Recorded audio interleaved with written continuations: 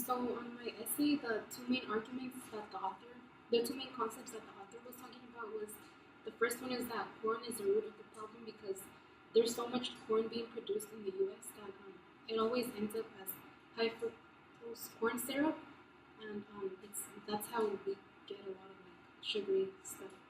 And the other concept was that organic food isn't as clean as we think it is, because there's organic companies that have to change their standards of the food to be able to reach the demand of the trending organic food. Since it's becoming popular, more people want it, so they have to add like additives and preservatives to the organic stuff, and that takes away the whole organic label.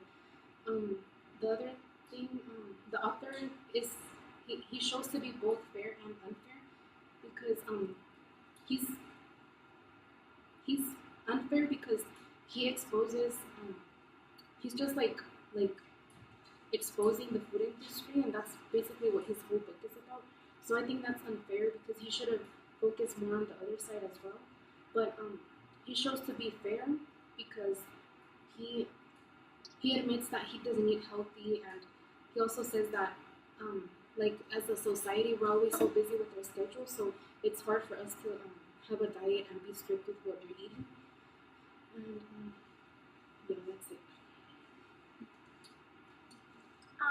The author in my book, I Never Had It Made, it's by Jackie Robinson.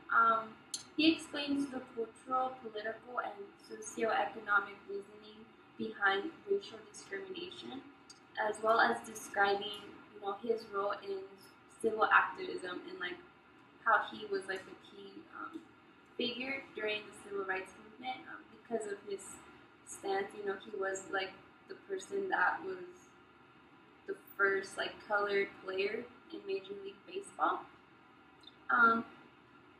He is not very fair in developing his argument, although like I agree with it.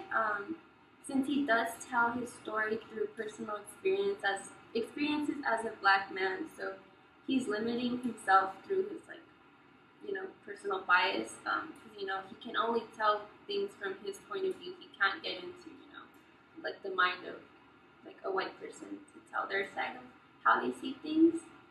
And with my survey, most people agreed that racism is still prevalent today. However, it's not like shown in the same way that it was like in the 1940s through the 1970s. Like there is still racial discrimination. It's just not as like extreme. Like there's no like Jim Crow law anymore. But they do believe that we still have a lot of work to do to combat racism, and that it's important to see it in our government. And that is a point that Jackie Robinson touches on in the book. And yeah. The book I analyze is thinking about race like Naomi Jacks. In this book, the writer provides two concepts. One concept is providing argument the history of the concept of race.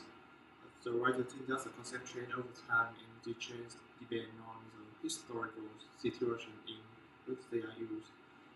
Another concept is some important aspect of social reality.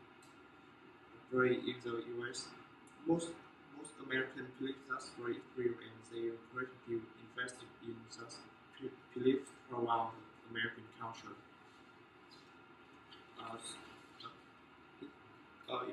In my opinion, I think the writer is fair because the tone of the book is formal and not using the first person voice to write. That's it.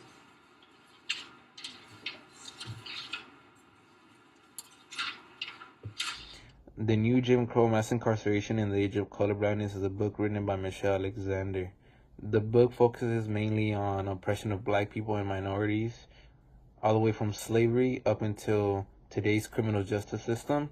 And the book begins by telling the reader about the past and how America was built on the foundation of slavery, taken into account in the Constitution and both the Electoral College. And then focusing on after slavery, how black codes were created in order to keep black people in line, and then moving forward to the KKK coming into play, as well as black codes. Even after black codes were abolished with the Reconstruction, there was also segregation. And with segregation, obviously black people and white people couldn't eat at the same place or couldn't sit in the same place. And even after the segregation was deemed unconstitutional, there was a drug war act that came into play, and that drug war made a lot of black people or minorities incarcerated, which is the main focus of the book, and how many black people are labeled as felons and lose all their rights